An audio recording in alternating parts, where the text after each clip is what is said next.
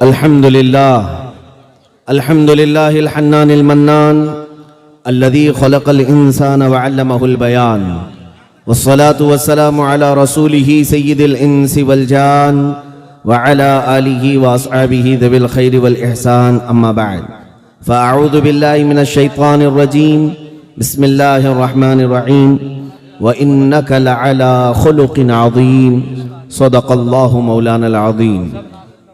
बारगाह रिसालत मुआब सल्लल्लाहु अलैहि वसल्लम में दुरूद पाक का हदिया पेश करें।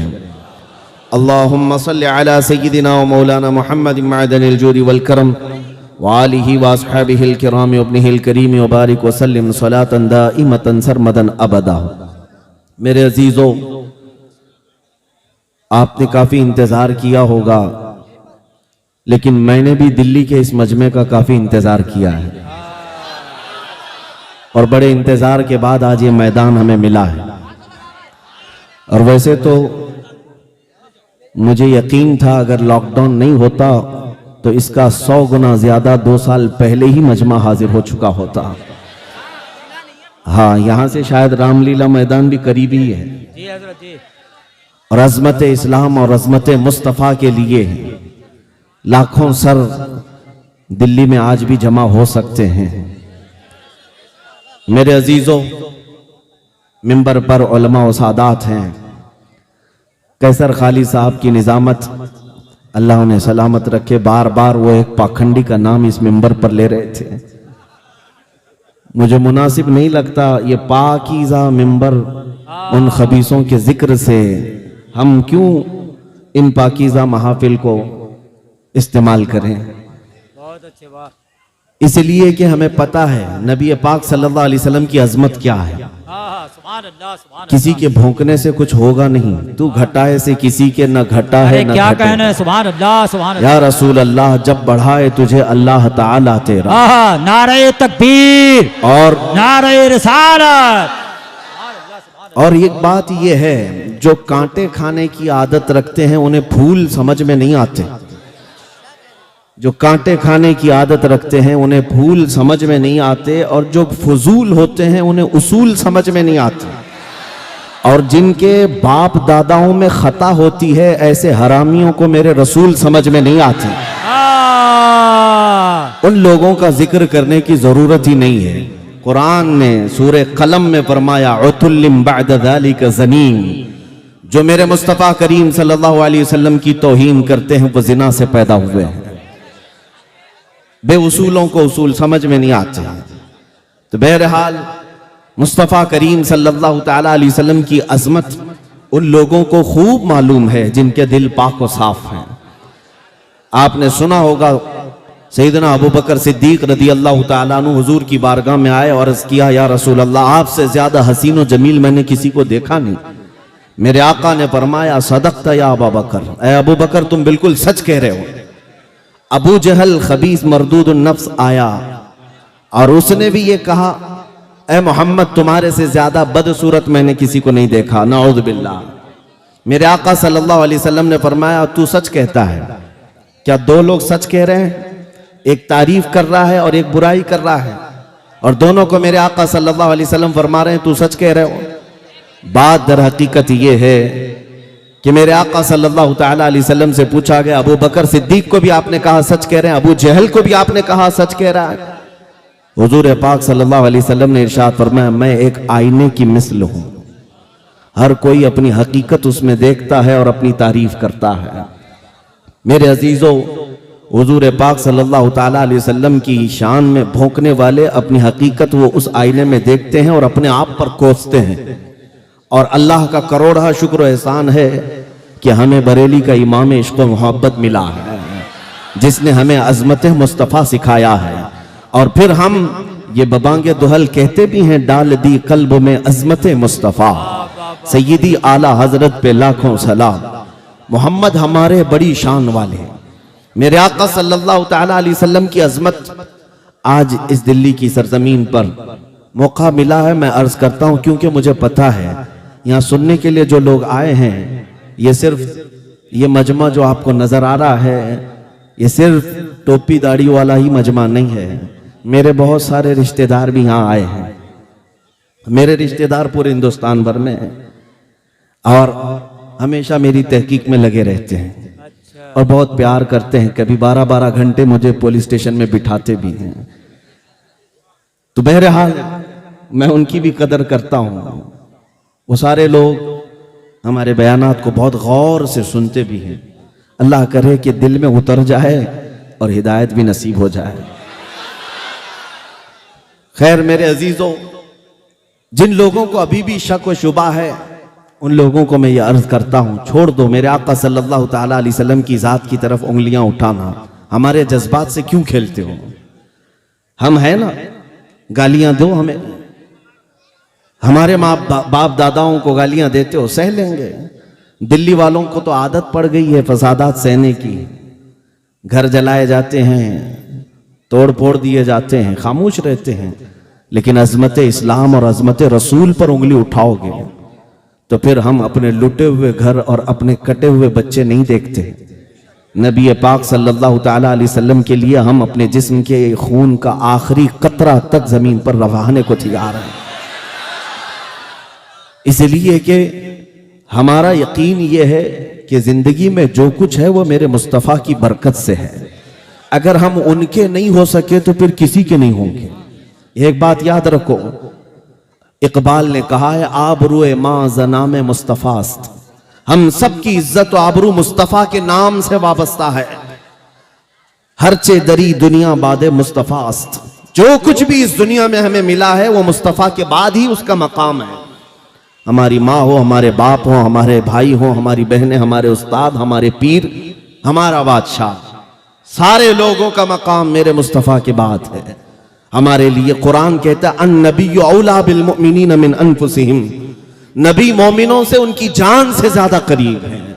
इसलिए हमारे एहसासात हुजूर के नाम पर कुछ और होते हैं। इसलिए मैं उन लोगों से कहता हूं बार बार नबी पाक सल्लल्लाहु ताला अलैहि वसल्लम की जात से खेलना छोड़ दो। आओ सुनो, मैं मेरे आका सल्लल्लाहु ताला अलैहि वसल्लम के अखलाक करीमाना बताता हूं आपको, और पढ़ने वाले पढ़ लिए।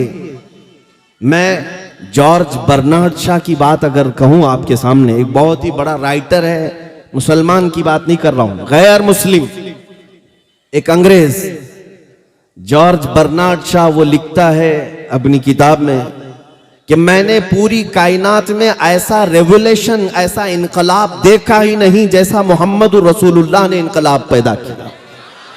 इसलिए कि दुनिया में बहुत सारे इनकलाब आए, लेनिन का इनकलाब, मार्क्सिज्म का इनकलाब, कम्युनिज्म का इनकलाब, जमहूरियत का, डेमोक्रेसी का इनकलाब, दुनिया में बहुत सारे इनकलाब आए। लेकिन उनके इनकलाब के जो बानी थे, फाउंडर थे, उनकी जिंदगियों में वो इनकलाब का असर रहा या ज्यादा से ज्यादा 100 साल तक रहा। लेकिन एक इनकलाब जो मक्का की गलियों से उठा था, मदीने पहुंचा और पूरी कायनात में फैला। जॉर्ज बर्नार्ड शॉ कहता है 1400 साल हो गए उस इनकलाब को दुनिया में आए हुए। उस रसूल का असर अब तक कम नहीं हुआ, बल्कि रोज बढ़ता ही जाता है, रोज बढ़ता ही जाता है। ये मैं नहीं कहता, गैर मुस्लिम जॉर्ज बर्नार्ड शॉ की लिखी हुई बात मैं कह रहा हूं आपके सामने। वो इसलिए कि अकल साफ होगी, मुताला किया होगा, समझ में आ जाएगा मेरे नबी की जात क्या है। और इसी तरह हमारे इस मुल्क के भी कई ऐसे नॉन मुस्लिम लोग हैं जो मुफक्किरीन हैं और बहुत सारी किताबों के मुसन्निफ भी हैं। उन्होंने भी मेरे आका सल्लल्लाहु ताला अलैहि वसल्लम के मुतालिक क्या कहा है। मैं अपने नौजवान बच्चों से कहूंगा, मोहनदास करमचंद गांधी ने क्या लिखा, डॉक्टर BR अम्बेडकर ने क्या लिखा है, और भी बहुत सारे लोग हैं, रविंद्रनाथ टैगोर, और भी कई ऐसी शख्सियात का मैं तुम्हारे सामने जिक्र कर सकता हूं जिन्होंने मेरे आका सल्लल्लाहु अलैहि वसल्लम की अजमत का एतराफ किया है। हुजूर अकरम सल्लल्लाहु ताला अलैहि वसल्लम की शान को उन्होंने लोगों के सामने बयान किया। हत्ता के सिखों के सबसे बड़े गुरु नानक ने तो बाज़ाब्ता मेरे आका सल्लल्लाहु अलैहि वसल्लम की शान में कई नाते लिखी हैं, और उन्होंने ये कहा है मोहम्मद ना है भक्ति ना हिज। मोहम्मद सल्लल्लाहु ताला अलैहि वसल्लम को छोड़ दिया जाए तो कोई इबादत ही नहीं है। ये मैं नहीं कह रहा हूं, जिन्होंने इस्लाम या कुरान या हदीस पर अमल करने का अज़्म नहीं लिया, उन लोगों ने ये लिखा है। इससे पता चलता है अल फज़्लु लिमा शहीद बिहिल अअदा, गवाही जिसकी दुश्मन देते हैं उसी की तो फजीलत है। फजीलत उसी की है जिसकी दुश्मन भी गवाही देते हैं। नबी मुकर्रम सल्लल्लाहु तआला अलैहि वसल्लम मक्का की गलियों से निकलकर मदीने तैयबा पहुंचने तक जो आला अखलाक व किरदार की शख्सियत सब पूरी दुनिया के सामने पेश किए, आज तक दुनिया उसकी नजीर नहीं ला सकती, उसकी मिसाल नहीं ला सकती, आज तक नहीं ला सकती। इंसाफ की बात अगर मैं करूं, है कोई दुनिया में आज लीडर जो अपनी रियाया के सामने आकर ये कहे कि तुम पर किसी पर मेरा कोई हक बाकी है तो हक ले सकता है? आए अभी हमारा कोई मिनिस्टर आकर के कह दे, किसी की हिम्मत ही नहीं, इतना खा के बैठे, क्या कहेंगे, क्या कहेंगे? और लोग नोच डालेंगे, यहां भी मेरा हक है, वहां भी मेरा हक है। किसी को कहने की हिम्मत नहीं है। मुस्तफा करीम सल्लल्लाहु अलैहि वसल्लम की जात वो है कि पूरे भरे मजमे में मस्जिद नबवी में सहाबा मौजूद हैं, उस वक्त कहते हैं, ऐ लोगों, तुम में से किसी भी शख्स के ऊपर मेरा कोई हक बाकी है या मुझ पर तुम्हारा कोई हक बाकी है तो मुझसे ले सकते हो। एक सहाबी खड़े हुए कहा, हां मेरा हक बाकी है आपके ऊपर। मजमे में से एक सहाबी खड़े हुए कहा, मेरा हक बाकी है आप पर। हुजूर ने फरमाया, क्या हक है?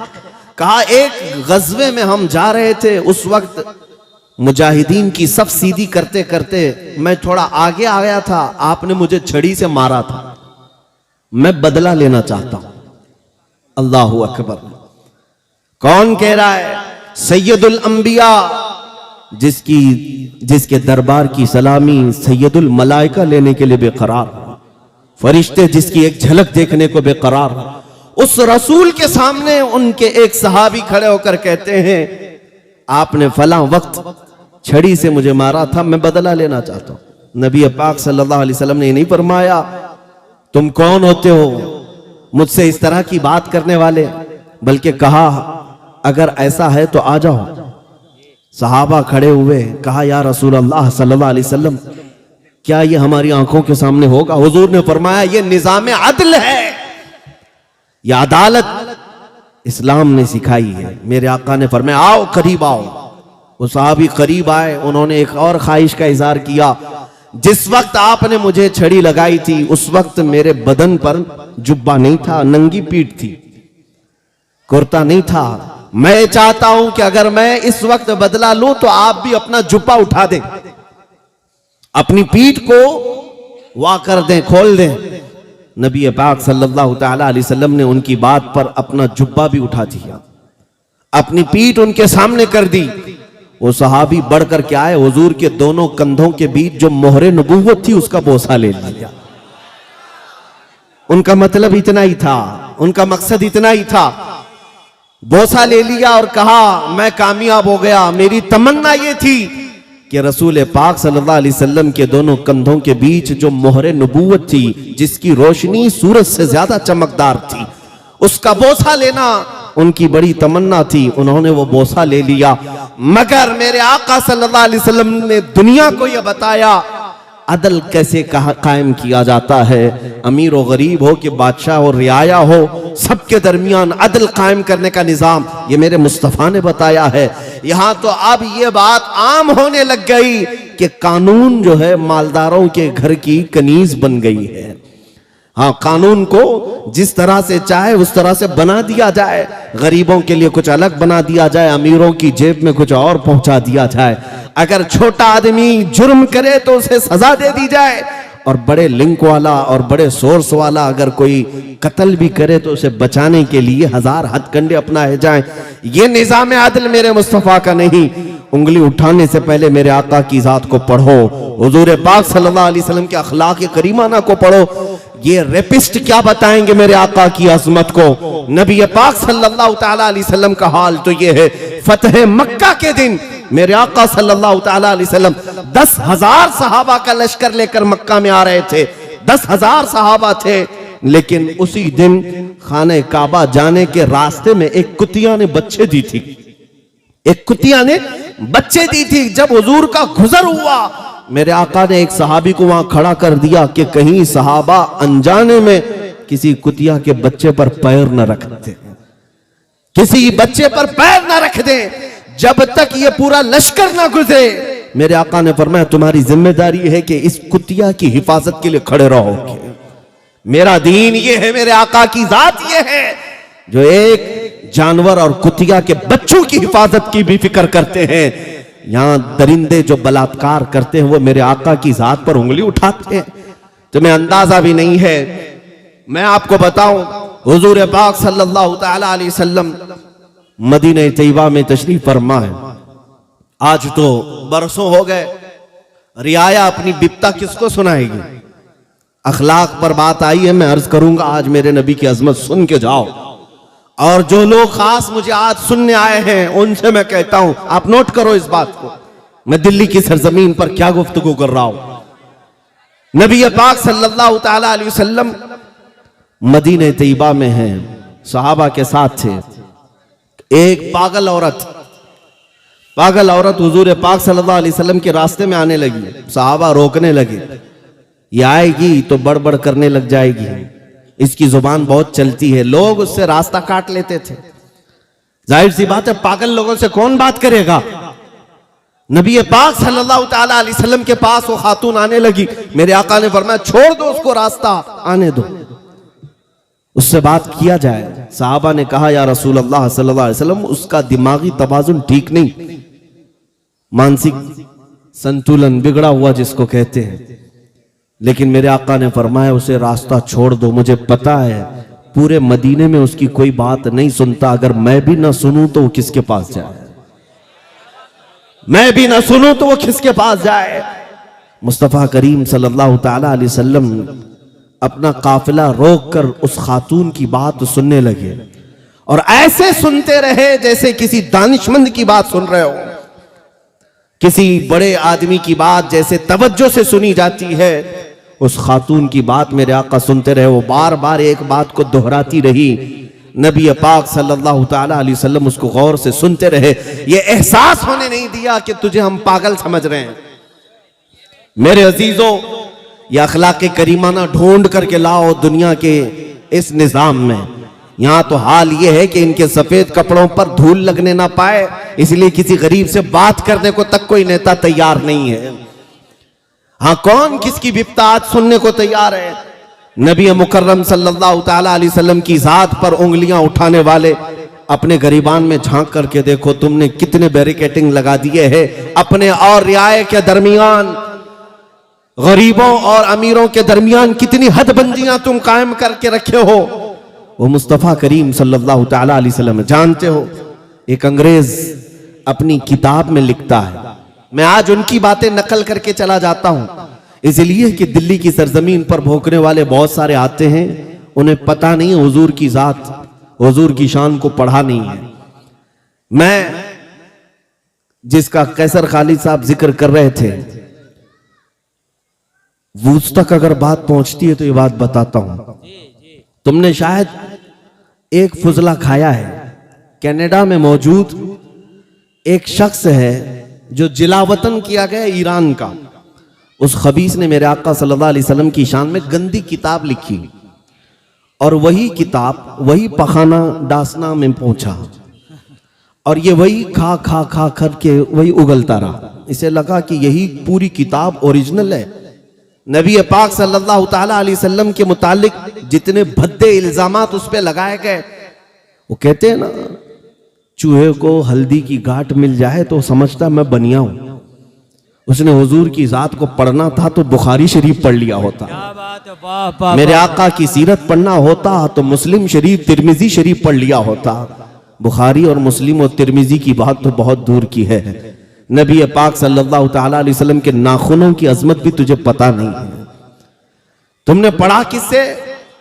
कैनेडियन गुस्ताखान रसूल ने जो भद्दी किताबें लिखी वही तुम्हारे पास आई और उसी को बेस बना करके कहने लग गए, हुजूर की जात पर कीचड़ उछालने लग गए और कहने लगे कि मैं मोहम्मद की हकीकत बताऊंगा। नऊज़ बिल्लाह।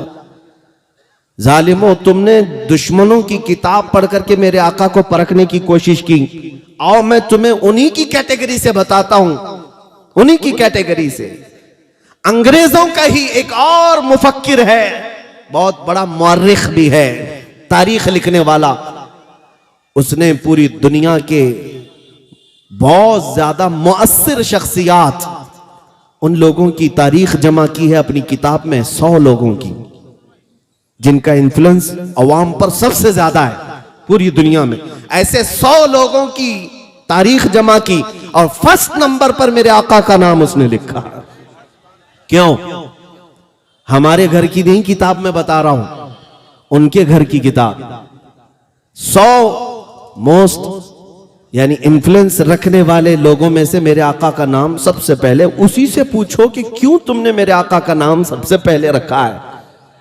वो कहता है कि मोहम्मद सल्लल्लाहु ताला अलैहि वसल्लम से मैं इतना इंस्पायर हो गया, एक हदीस मैंने पढ़ा। हदीसें पढ़ो है नौजवानों और दूसरों तक पहुंचाओ। मेरे आका सल्लल्लाहु अलैहि वसल्लम के अखलाक के तुम सफीर हो, तुम तर्जुमान हो, लोगों तक मेरे आका की अजमत भी बताओ। वो कहता है अंग्रेज, मैंने एक हदीस पढ़ी। पूछा गया क्या हदीस पढ़ी आपने? कहता है उनकी फिक्र कैसी थी। एक बार वो बच्चों के दरमियान बैठे हुए थे, बच्चे खेल रहे थे, छोटे छोटे बच्चे खेल रहे थे। मेरे आका सल्लल्लाहु ताला अलैहि वसल्लम बच्चों से बहुत प्यार करते थे, बच्चों के लिए तोहफे लाते। तिजारत से आने के वक्त बच्चे लटक जाते थे हुजूर पाक सल्लल्लाहु अलैहि वसल्लम के जुब्बे को पकड़कर। साहब हुजूर पाक सल्लल्लाहु अलैहि वसल्लम उन बच्चों के साथ बैठे हुए हैं, खेलते हुए बच्चों में अचानक एक बच्चे का बाप आया और उसने अपने बेटे को पुकारा, बेटा इधर आजा, तेरी मां तुझे याद कर रही है। नबी मुकर्रम सल्लल्लाहु अलैहि वसल्लम खड़े हुए उस आने वाले शख्स को क्या कहा कि इस मजमे में अपने बेटे को बेटा कहकर मत बुला। उसने कहा क्यों? मेरा बेटा है, मैं बेटा ना कहूं तो किसको कहूं? मेरे आका ने फरमाया जरूर तेरा बेटा है, घर में बेटा कहकर बुला। इस मजमे में कई यतीम बच्चे खेल रहे हैं जिनके बाप नहीं है। अगर तू अपने बेटे को बेटा कहकर बुलाएगा, उन यतीमों को अपने बाप का एहसास ना हो जाए और मुझे उनकी तकलीफ का ज्यादा एहसास होता है। यतीमों का मावा, यतीमों का मलजा मेरा आका मोहम्मद सल्लल्लाहु अलैहि वसल्लम। ये कौन लिखा है? ये हमारे घर की किताब नहीं है, अंग्रेजों का एक बहुत बड़ा मौर्रिख है, दानिश्वर है, उसकी लिखी हुई किताब। इंटरनेट पर सर्च करो है नौजवानों, और इन पाखंडियों को बताओ कि ये उसी जमात से आए हैं जिनके फुजले तुम खा खा करके यहाँ हिंदुस्तान में गंद फैला रहे हो। ये उन्हीं की जमात के अंग्रेज लोग हैं जिन्होंने मेरे आका की जात पर रिसर्च किया और तहकीक करके दुनिया को बताया उनके जैसा अजीम कोई इंसान नहीं है। मेरे आका सल्लल्लाहु ताला अलैहि वसल्लम के मुतालिक एक और बात मैं बता दूं, हुजूर अकरम सल्लल्लाहु ताला अलैहि वसल्लम के अखलाक़े करीमाना पर आज मुझे हैरत होती है नौजवानों पर। ऐ मेरे अजीज बच्चों, नौजवानों, तुम अखलाक व किरदार को सीखने के लिए आज कई कोर्सेस कर रहे हो। पर्सनैलिटी डेवलपमेंट कोर्सेस चलाए जाते हैं बड़े बड़े शहरों में। हमसे कई नौजवानों ने कहा कि हम ये कोर्स कर रहे हैं। हमने पूछा ये कोर्स में होता क्या है? कहा इसमें लोगों से मिलना सिखाया जाता है, बैठना सिखाया जाता है, बात करने का अंदाज सिखाया जाता है, खाना खाने का तरीका सिखाया जाता है कि बड़े लोगों में, रिच लोगों में कैसे तुम लोग बिहेव करोगे। ये पर्सनालिटी डेवलपमेंट से ताल्लुक रखने वाली चीजें सिखाई जाती हैं। मुझे हैरत हुई अपने बच्चों पर, तुम उन लोगों से अखलाक सीखने जा रहे हो जिनको पेशाब करने का तरीका मालूम नहीं। अखलाक में सबसे आला अगर कोई इस दुनिया में इमाम है वो मोहम्मद रसूलुल्लाह की जात है। नबी पाक सल्लल्लाहु अलैहि वसल्लम ने खुद इरशाद फरमाया, बुइत्तु लिउतम्मिम मकारिमल अखलाक, मैं भेजा ही गया हूं इसलिए कि सबसे आला अखलाक तुम्हारे सामने पेश करूं, सबसे आला अखलाक तुम्हारे सामने पेश करूं। नबी मुकर्रम सल्लल्लाहु ताला अलैहि वसल्लम के पास एक नौजवान आया और कहा कि मुझे जिना करने की इजाजत दी जाए। तवज्जो, मुझे किसी औरत से बदकारी करने की इजाजत दी जाए। मेरे आका ने डांट फटकार कर मार कर भगाया नहीं, किस लॉजिक से उसे समझाया, किस लॉजिक के साथ। और ये आज बहुत जरूरी है समझाना कि लोग अब तो ये भी करने लग गए, जानी का चेहरा देखा जाता है अब। हाँ, मीडिया वालों में भी, कानून वालों में भी, कि जिना करने वाले का पहले चेहरा देखो, किस मजहब से ताल्लुक रखता है, उसी हिसाब से फिर न्यूज बनाई जाएगी। हाँ, ये दज्जाली मीडिया को सिर्फ यही सुर्खियां चाहिए कि देखें पहले चेहरा किसका है। तुम ये नहीं समझते कि रेपिस्ट होता है चाहे वो किसी भी धर्म से हो, उसने गंद फैलाई है, वो नासूर है, मुआशरे के लिए नासूर है, वो चाहे किसी भी कौम से हो।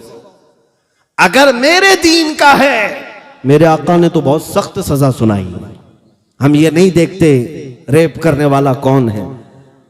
अल्लाह के हबीब सल्लल्लाहु ताला अलैहि वसल्लम के पास एक नौजवान आया, उसने कहा मुझे जिना करने की इजाजत दी जाए। मेरे आका ने क्या कहा जानते हो? हुजूर ने फरमाया आओ बैठो इधर, तुमसे कुछ बातें मैं करता हूं, कुछ सवालात करता हूं। कहा मेरे आका सल्लल्लाहु अलैहि वसल्लम ने कहा तुम्हारी माँ है, जिंदा है? कहा हाँ है, मेरी माँ है। कहा तुम इस बात को पसंद करते हो कि कुछ दूसरे लोग तुम्हारी माँ से जिना कर ले, इजाजत दोगे? उसने कहा या रसूल अल्लाह कैसी बात कर रहे, क्या मेरे होते हुए मैं अपनी माँ से किसी को जिना करने की इजाजत दूंगा? हुजूर ने फरमाया छोड़ो, तुम्हारी बहन है, बहन से किसी को जिना करने की इजाजत दोगे? उसने कहा हरगिज नहीं, मेरी बहन तो है लेकिन मैं किसी को आंख उठाने की भी इजाजत नहीं दूंगा। मेरे आका ने फरमाया तुम्हारी खाला है, चाची है, फूफी है, फला है? उसने कहा सब है लेकिन किसी से भी जिना करने की इजाजत नहीं दूंगा। मेरे आका ने फिर मुस्कुरा कर कहा जिस औरत से तू जिना करने की ख्वाहिश कर रहा है ऐ नौजवान, यकीनन वो भी किसी की बहन होगी या बेटी होगी या खाला होगी। जैसे तेरे दिल में एहसास है अपने घर की औरतों की अजमत का, इसी तरह दुनिया के हर फर्द को अपने घर की औरतों की अजमत का ख्याल है।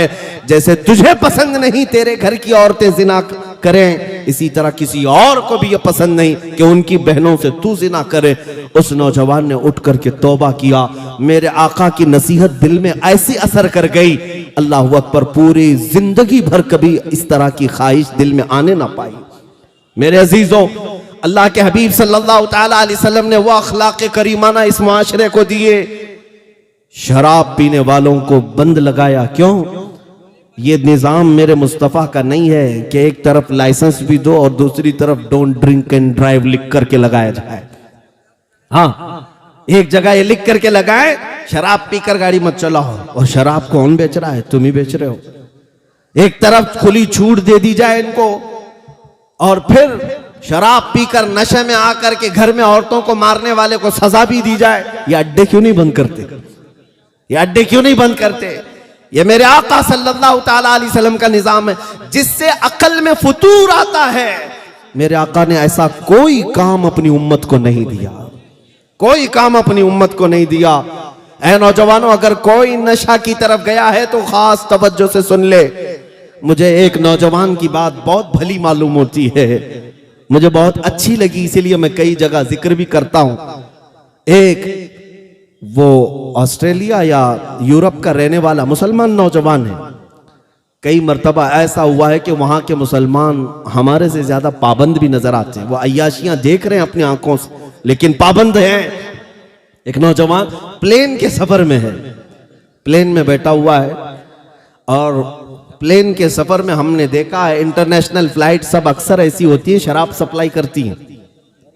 अब तो बहुत सारी जो अरब ममालिक की फ्लाइट है उसमें भी दिया जा रहा है। मैं बरसों पहले एक सफर में था इजिप्ट के, जिसमें सर्व किया जा रहा था कैन, और क्या कह करके क्रेजी वाटर, क्रेजी वाटर नया नाम। हमने पूछा था क्या पानी भी पागल होता है? तो बगल में बैठे हुए आदमी ने कहा नहीं, ये वाइन है, बहुत ज्यादा रिफाइन है, इसलिए इसको क्रेजी वाटर कह रहे हैं। वो मखसूस इस्तिलाह है, लेकिन शराब पिलाने के 100 ढंग दुनिया ने सीख लिए हैं, अलग अलग नाम से, बियर नाम से, वाइन नाम से, अलग अलग नामों से। मैं क्या कह रहा हूं सुनो। वो नौजवान प्लेन के सफर में है, सर्व करने वाली खातून शराब उसको देती है। उसे मना कर देना चाहिए था, नहीं ख्वाहिश नहीं है, लेकिन जवाब में उसने क्या कहा, आई एम ए मुस्लिम। यह जुमला बहुत चुभ जाता है कुछ लोगों को, गड़ जाता है। वो खड़ी हो गई, कहा कि ठीक है आपको नहीं पीना ना पीते, ये क्या कह रहे हो कि मैं मुसलमान हूं? उसने कहा आपको समझ में आ जाए कि मुसलमान और शराब दो अपोजिट चीजें हैं। आपको समझ में आ जाए, इसलिए मैंने कहा दो अपोजिट चीजें हैं, मेरे नबी पाक सल्लल्लाहु अलैहि वसल्लम ने इसको हराम करार दिया। वो खड़ी हो गई कुछ बहस करने के लिए, बात करने के लिए। कहा देखिए आपके बगल में भी जो मुसाफिर हैं, पैसेंजर हैं, वो भी पीते हैं, नॉर्मल चीज है, पिएंगे सफर कट जाएगा, रिलैक्स हो जाएंगे, ये क्या है आप आर्ग्यू करते हैं इस चीज को लेकर के। उस नौजवान ने क्या कहा, उस खातून से, एयर होस्टेस से कहा ठीक है आपकी बात मैं मानता हूं, एक काम कीजिए, ये जो शराब आप हमें सर्व कर रही हैं पहले पायलट को पिलाइए, पायलट को ये शराब सर्व कर दीजिए, वो पीता है जम के पिए, फिर हम देखते हैं। उसने कहा नहीं, वो ऑन ड्यूटी है, अभी पीता तो होगा घर पे जाकर ड्यूटी खत्म होने के बाद, लेकिन अभी ऑन ड्यूटी है। उस नौजवान ने कहा खातून आप समझ लें, मुसलमान जिंदगी भर ऑन ड्यूटी होता है, इसलिए आप ड्राइवर को नहीं शराब पिलाते कि नशा में आएगा, तो पीछे बहुत सारे लोग उसकी जिम्मे में सफर कर रहे हैं, और चलाने वाला अगर खता कर गया तो पीछे सारे खता कर जाएंगे या उनकी जान हिलाकत में आ सकती है। इसीलिए मेरे आका सल्लल्लाहु अलैहि वसल्लम ने हर मुसलमान को यह हुक्म दिया कि तुम्हारे पीछे एक नस्ल खड़ी है, अगर तुम्हारा कदम डगमगा गया तो ये पूरी नस्ल बर्बाद हो सकती है। ये अजीम अखलाक मेरे आका के हैं, मुआशरे को नशा से पाक किया है। वाह वाह वाह। नबी पाक सल्लल्लाहु तआला अलैहि वसल्लम ने जिस दिन मदीने तैयबा में ऐलान किया था कि शराब हराम है, जानते वो दिन कैसा था? हजरत अनस फरमाते हैं, छोटी उम्र के थे हजरत अनस, कहते मैं शराब खानों में प्याले भर भर कर लोगों को पिलाता था। जो होटल थी उस जमाने में शराब पीने के, अभी शराब हराम नहीं हुई थी मदीने जाने तक, वो कहते मैं सर्व करता था लोगों को। अचानक शाम का वक्त था, लोगों के प्याले भर भर करके मैं दे रहा था, गलियों में आवाज आई, या अय्युहल मुस्लिमून क़ाल रसूलुल्लाह सल्लल्लाहु अलैहि वसल्लम हुर्रिमतिल ख़मर, ऐ मुसलमानों अल्लाह के रसूल ने फरमाया शराब आज से हराम हो गई। हजरत अनस कहते जैसे ही कान में आवाज पड़ी मेरे हाथ से मटका छूट गया, जो शराब पकड़ा था छूट गया, और जितने लोग बैठे हुए थे कोई अगर प्याला होंठ तक लगाया था वहीं से उसने पटक दिया। ये नहीं कि अभी पी लेते हैं बाद में देखेंगे, रात से तौबा कर लेंगे, आज का आज हो जाए।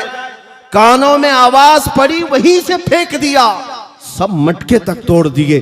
तारीख के ज़र्रीन अबवाब में यह वाक़या लिखा हुआ है, मदीने में वो दिन ऐसा था कि जिस गटर और नाली को देखा जा रहा था शराब से भरी हुई थी। एक ऐलान था मेरे आका का, बरसों पुराने नशा करने वालों ने नशा को लात मार दिया, ठुकरा दिया। ये मेरे आका के गुलामों की कैफियत है। अल्लाह के नबी सल्लल्लाहु अलैहि वसल्लम ने यह अजीम मुआशरा पैदा किया। हुजूर के अखलाक पर उंगली उठाने वाले पाखंडियों, अपने घर के शराबी और नशेड़ियों को छुड़ा करके दिखाओ। तुम्हारी बातों में अगर असर है तो अपने घर वालों को इस नशा से आजादी दिला करके दिखाओ। बैठे हैं गुफे में और कहते हैं इस्लाम का विनाश करेंगे, अपने जिस्म की खुजली मिटा नहीं सकते, इस्लाम को मिटाने की बात करते हैं। नबी पाक सल्लल्लाहु तआला अलैहि वसल्लम का यह वो अजीम दीन है जो उसूलों पर खड़ा है। ये किसी मोहल्ले और बस्ती का नहीं, 4 लोग 5 लोग बैठ करके ये दीन कायम नहीं किए हैं।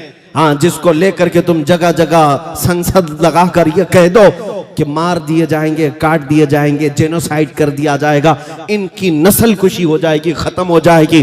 तुम्हारे बाप दादाओं ने कई बार ये हमारे साथ कोशिश कर ली है ऑलरेडी, आज नहीं 1400 साल से तुम्हारा बाप यजीद भी यही सोचता था।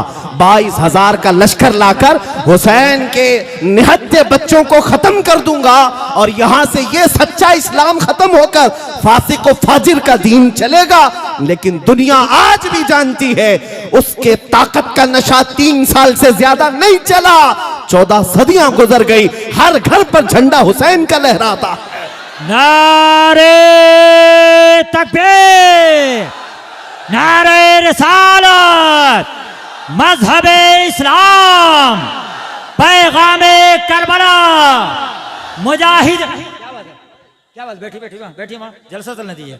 तहफ्फुज़े नामूसे रिसालत कॉन्फ्रेंस, मुजाहिदे इस्लाम मुफ्ती सलमान अजहरी, नारे तकबीर, नारे रिसालत, जुल्म के साए में पर तोलेगा कौन, सोचना ये है कि लब खोलेगा कौन।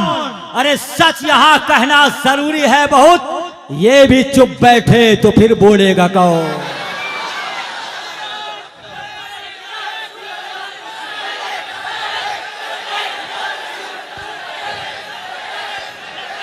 तवज्जो मेरे अजीजों, अल्हम्दुलिल्लाह दिल्ली जागा हुआ है और आप इस सरजमीन पर बेदार हैं तो इंशाअल्लाह पूरा हिंदुस्तान बेदार रहेगा। बेशक बेशक, ये हमारी राजधानी है, वाह वाह वाह। ये हमारी कैपिटल सिटी है। और मैं ये आपसे कहना चाहता हूं, इन लोगों की बातों पर नर्वस होने की जरूरत नहीं। क्या होगा अब इस्लाम का, क्या होगा अब मुसलमानों का, सारे कुत्ते भौंक रहे हैं। मेरे अजीजों, शेर कभी इन कुत्तों के भौंकने से अपनी ग़िज़ा छोड़ता भी नहीं, और ना ही वो बुज़दिल बनकर के कोने में गोशा नशीन बनकर बैठ जाए कि रास्ते भर कुत्ते ही कुत्ते हैं। नहीं, शेर को अपनी जिंदगी जीना है, वो अपने निडर और बेबाकी के साथ जी करके रहेगा। और मेरा सुल्तान शहीद टीपू सुल्तान ने ये प्यारा जुमला तारीखी कहा था, गीदड़ की 100 साला जिंदगी से शेर की एक दिन की जिंदगी बेहतर। बेशक बेशक, जीना है मेरे अजीजों तो सिर्फ हक के साथ और हक का ऐलान करके जियो। इनकी उनकी धोतियों में पनाह लेते हुए कब तक जीते रहोगे। हमने देखा है उन लोगों को जिन्होंने 40-40 साल इनके साथ वफादारी की, आज कोने में बिठा दिए गए हैं। हाँ, जूतियां उठा करके भी चलते थे, जय जय करके भी चलते थे, लेकिन आज कौन से कोने में बिठा दिए गए पता ही नहीं। जिन्होंने इन दुनियादारों के साथ वफादारी की, उनका हाल यही है, वो ऐसी लैला के हाथ में हाथ दिए जो रोज शोहर बदलती है। हाँ, इनका हाल यही है, ये दुनिया है जो रोज शोहर बदलती है। ऐ गुलामान मुस्तफा, अपनी गैरत को जिंदा रखो। हाथ भी तुम्हारा कीमती है, गर्दन भी तुम्हारी कीमती है। अगर ये देंगे तो हुसैन की सुन्नत पर सिर्फ मेरे मुस्तफा के हाथ में देंगे। मर्द हक बातिल के आगे मात खा सकता नहीं, मर्द हक बातिल के आगे मात खा सकता नहीं। सर कटा सकता है लेकिन सर झुका सकता नहीं। मैसेज है मेरे दीन का। नारे रसालत, ताफ़ुज़े नामूसे रसालत कॉन्फ्रेंस। सुभान अल्लाह। बैठ जाओ।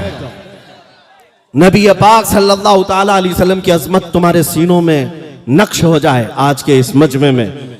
मेरे आका सल्लल्लाहु ताला अलैहि वसल्लम के कमालात, उनके अखलाक व किरदार हर नौजवान को आज पढ़ने की जरूरत है। तुम रात भर तुम्हारा मोबाइल इंटरनेट सिर्फ गेम खेलने के लिए मत इस्तेमाल करो, सिर्फ फिल्में देखने के लिए और सीरियल्स देखने के लिए इस्तेमाल करते हो। तुम्हारा सारा इंटरनेट, फेसबुक, इंस्टाग्राम और व्हाट्सएप चलाने के लिए, कभी तुमने अपने इस मोबाइल को मेरे आका की सीरत पढ़ने के लिए क्यों नहीं इस्तेमाल किया? मेरे आका के कमालात पढ़ने के लिए इस्तेमाल करो और दुनिया को बताओ भी मैसेजेस के जरिए। अल्लाह के नबी सल्लल्लाहु ताला अलैहि वसल्लम वो आला अखलाक व किरदार वाले हैं। नबी पाक सल्लल्लाहु अलैहि वसल्लम के अखलाक और उनके किरदार तक कोई दुनिया को पहुंच भी नहीं सकता। मेरा रब कुरान में फरमाता व इन्नका लअला खुलुकिन अज़ीम।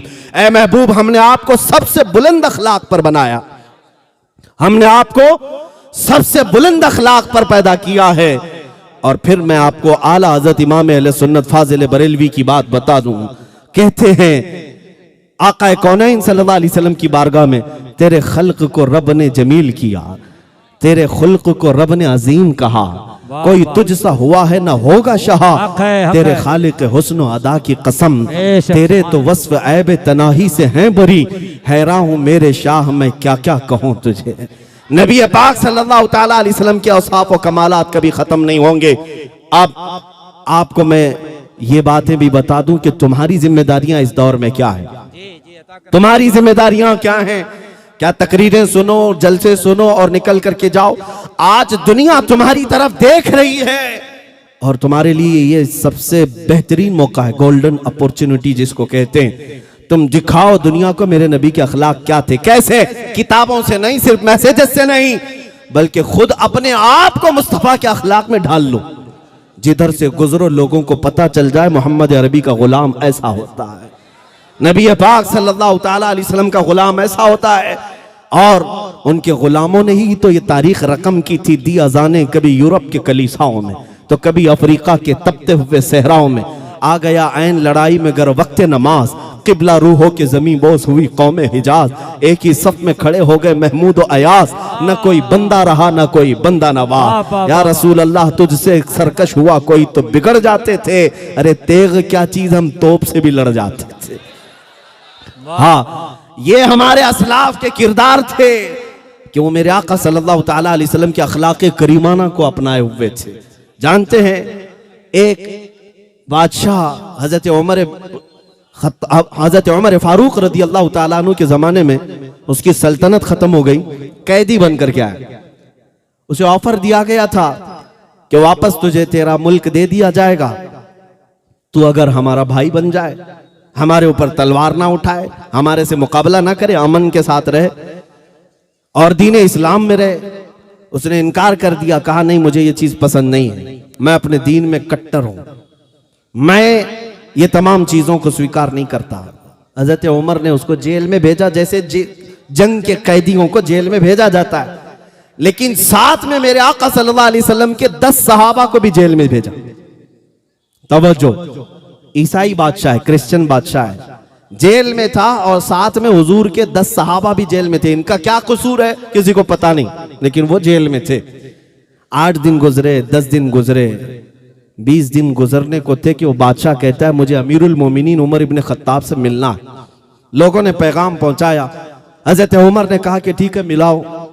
उसे लाया गया, वक्त का बादशाह था। उसने कहा, ए उमर इब्न खत्ताब अमीरुल मोमिनीन, मैं आपके इस्लाम को कबूल करना चाहता हूं, मैं दीन इस्लाम को पसंद करता हूं। कहा आज से 20 दिन पहले भी तो तुझे कहा जा रहा था, आज से 20 दिन पहले क्या जेल के ये 20 दिन तुझे भारी पड़ गए? उसने कहा जेल के 20 दिन नहीं, अगर 20 साल भी रखते तो मेरे ऊपर भारी नहीं होते, लेकिन जिन 10 सहाबा को तुमने मेरे साथ रखा वो मुझ पे भारी पड़ गए। कहा क्यों? इनकी सुबह शाम, इनके दोपहर रात, इनके उठने बैठने चलने फिरने खाने पीने सबको मैं बहुत गौर से देखता रहा। 8 ही दिन के बाद मेरे दिल ने यह फैसला किया कि ये झूठों की जमात नहीं हो सकती, इनके अखलाक इतने आला हैं कि ये झूठों की जमात नहीं हो सकती। जिस रसूल के ये पैरोकार हैं वो रसूल आला अखलाक वाले होंगे, वो सच्चे मजहब वाले होंगे। मेरे अजीजों, दुनिया को बताने के लिए तुम मेरे आका के अखलाक को अपनाओ, तुम मेरे आका के किरदार को अपनाओ। ये क्या है आज पूरी दुनिया को मैं देख रहा हूं, तुम्हें ऐसा नशा का एडिक्ट बना दिया गया है। दिन रात हमारे बच्चे टिकटॉक पर मुजरा करते हुए दिखाई दे रहे। तुम्हारे हाथों से कुरान गायब है, तुम्हारे यहां इस्लाम की रोशनियां नहीं, लेकिन सुबह उठते हो गाने की धुन पर, रात हो रही है गानों की धुन पर। तुम मेरे मुस्तफा करीम के गुलाम हो, अमानत हो, तुम्हें यह दुनियादारी के लिए नहीं भेजा गया है। मेरे मुर्शिद गिरामी हुजूर ताजुश शरिया रहमतुल्लाह अलैह ने फरमाया था, जिंदगी ये नहीं है किसी के लिए, जिंदगी है नबी की नबी के लिए। ना समझ मरते हैं जिंदगी के लिए, अरे जीना मरना है सब कुछ नबी के लिए। तुम मेरे आका के गुलाम हो। दुनिया में तुम्हें अल्लाह ताला ने खैर उम्मत कहा, कुन तुम खैर उम्मत, सबसे बेहतरीन उम्मत हो।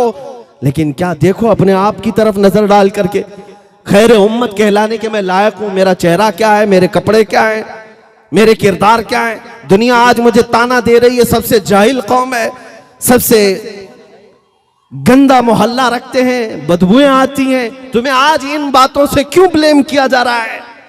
सफाई तुम्हारे मुआशरे से क्यों गायब है? एजुकेशन तुम्हारे मोहल्लों से क्यों गायब है? आज मुसलमान इस बात को साबित करें कि दुनिया में सबसे ज्यादा इल्म का, एजुकेशन का रेवोल्यूशन लाने वाले मेरे आका की जात है, नबी पाक सल्लल्लाहु ताला अलैहि वसल्लम की जात है। तुम्हें पता है मदीना तैयबा में जब मेरे आका सल्लल्लाहु ताला अलैहि वसल्लम तशरीफ ले गए थे तो सिर्फ 6 लोगों को कलम पकड़ना आता था, 6 लोग लिखना जानते थे। लेकिन नबी पाक सल्लल्लाहु ताला अलैहि वसल्लम 10 साल मदीना तैयबा में रहे तो ऐसा रेवोल्यूशन आया कि तकरीबन 80,000 लोगों को लिखना आ गया था। 80,000 लोगों को लिखना आया। नबी पाक सल्लल्लाहु ताला अलैहि वसल्लम एजुकेशन, इल्म का सबसे बड़ा इनकलाब इस दुनिया में लाने वाले। आप थोड़ी देर तवज्जो करें, मैं अपनी गुफ्तगू को समेट रहा हूं इधर। और आज अगर मुसलमान कौम जाहिल नजर आती है, इल्म से दूर है, तो गोया कि ये अपने आका सल्लल्लाहु ताला अलैहि वसल्लम के अखलाक व किरदार पर और नबी पाक सल्लल्लाहु ताला अलैहि वसल्लम के नक्शे कदम पर नहीं चल रही है। इसलिए ये जिल्लत व खारी आज हमारा मुकद्दर बनी हुई है। इकबाल ने कहा था, उनके जो हम गुलाम थे खल्क के पेशवा रहे, उनके जो हम गुलाम थे खल्क के पेशवा रहे, उनसे फिरे जहां फिरा फिर आई कमी वकार में। और तुम्हारे आज पस्ती और जिल्लत का नतीजा जो है वो यही दूरी है, नबी पाक सल्लल्लाहु ताला अलैहि वसल्लम की मोहब्बत से दूरी। आज हल अगर मुझसे पूछते हो, रिजल्ट मुझसे पूछते हो कि हम दोबारा कामयाबी के उस उरूज पर पहुंचना चाहते हैं कि हमारे घरों में इल्म आम हो जाए, एजुकेशन आ जाए, अखलाक और किरदार आ जाए, तो सुनो इकबाल की जुबान पे सब तुम्हें मिल जाएगा, सब मिलेगा, बस एक ही शर्त है। वो क्या है?